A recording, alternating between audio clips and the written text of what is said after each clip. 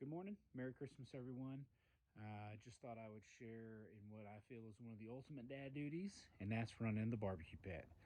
Today I'm cooking lunch for the family on the old smoker pit here, and just kind of share real quick on part of my process. What I do when I get the firebox lit is I have I will start off with a fire with coals and a big chunk of oak, and then before I put the meat on, I will throw a piece of pecan on there.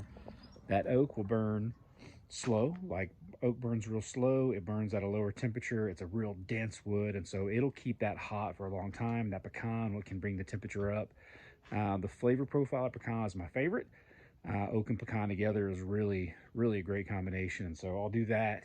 And then here on the pit is some prime rib.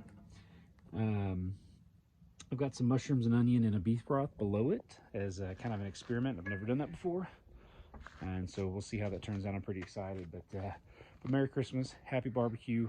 Maybe one of these days I'll do like a full video for brisket or something on my process, start to finish, on cooking brisket or pulled pork or something. But Merry Christmas, Happy Barbecue. We'll see you next time.